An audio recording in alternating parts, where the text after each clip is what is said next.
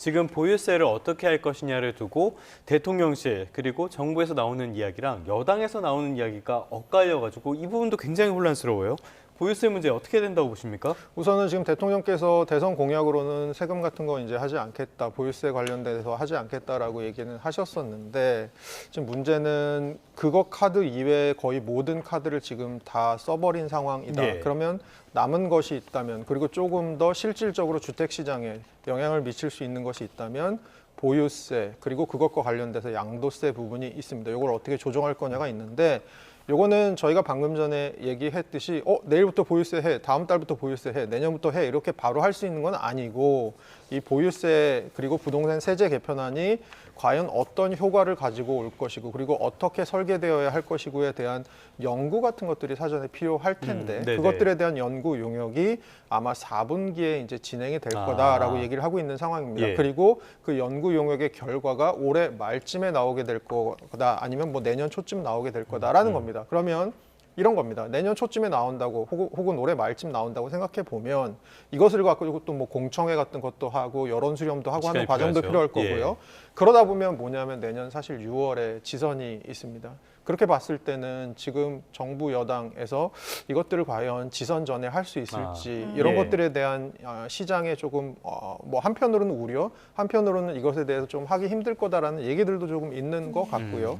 단순히 보유세만 바꾸는 것, 보유세만 올리는 것이 좀 위험할 수 있기 때문에 양도세, 퇴로를 열어준다는 측면에서 양도세를 좀 낮추는 부분이 있어야 될 텐데 예. 이런 것들에 대해서 어떻게 조정을 할지 그리고 그것이 향후에 사실 저는 뭐 정치하는 사람도 아니고 정치를 잘 아는 사람은 아닙니다만 선거 공학적으로 또 어떻게 표심을 자극할 수 있을지에 대한 부분들까지도 아마 생각할 것으로 보여져서 예. 당장 하지는 않겠지만 이것들에 대해서는 조금 더 여론을 수렴하는 시간들이 아마 있지 않을까라고 생각을 하고 있습니다. 네, 이렇게 당정 간의 엇박자 때문에 시장에는 혼란과 파장이 가득한 상황인데 주택 정책을 총괄하는 국토부 차관이 유튜브 방송에 출연해서 집을 돈 모아서 사라 이런 발언을 했습니다. 이게 시장 반응이 좀 안 좋을 것 같은데 어떻게 들으셨어요? 뭐 사실 저는 오히려 이 정책도 조금 걱정스러운 부분, 조심해야 예. 되는 부분도 있지만 그 정책을 전달하는 사실 정책은 저는 얼굴을 갖고 있다고 생각을 하거든요.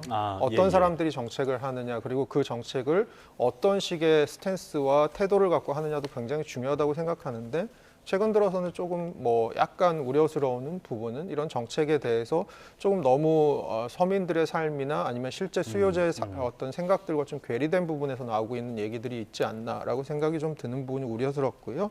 사실은 저희가 갖고 있는 가장 큰 걱정이 뭘까 생각을 해보면 내가 돈을 노동소득이나 이런 것들을 통해서 돈을 모으는 속도보다 집값이 그렇죠. 올라가는 속도가 예. 더 빠르다는 게 가장 걱정되는 부분인데 그러면 정부 입장에서는 예를 들어 집값은 앞으로 좀 안정될 거고 그리고 집값이 좀 안정된다. 그러면 여기서 안정된다는 건 현재보다 집값이 좀 빠진다는 얘기일 겁니다. 그렇게 집값이 좀 빠지면 그때 돈을 차곡차곡 준비해뒀다가 그때 사도 늦지 않다라고 하는데 제가 아까 말씀드린 것처럼 첫째, 집값이 올라가는 속도가 내가 돈을 버는 속도보다 빠르면 예. 영원히 올라타지 못할 것 같은 생각도 있고 두 번째로는 그래서 사람들이 하는 것이 결국은 대출을 통해서 집을 사는 게 굉장히 지금 일상화돼 있고 사실은 자기 돈 내고 집 사는 사람이 없잖아요. 예. 그런데 대출을 통해서 집을 사는 것이 바람직하지 않다. 두 번째, 집값이 안정됐을 때 사면 된다. 근데 사실 시장의 기대는 제가 보기엔 집값 안정화라는 게 집값이 올라가는 폭이 줄어드는 것을 아마 시장에서는 집값의 안정화로 그렇죠. 보고 있는 예. 것 같고 그리고 지금 정책에서 일부 나오고 있는 얘기는 집값 안정화라는 건 집값이 떨어지는 게 집값 안정화라고 얘기는 하고 있는 것 같은데 시장에서는 집값이 떨어질 거라고까지 기대는 아직 안 하고 있는 상황 같습니다. 그런 상황에서 이런 얘기가 나오는 건 아무래도 시장과 괴리가 있는 얘기가 아닌가라고 생각을 하고 있습니다. 개인적으로는 이상경 차관의 말씀을 처음 딱 듣고 나서는 약 올리는 건가? 이런 생각이 들었거든요.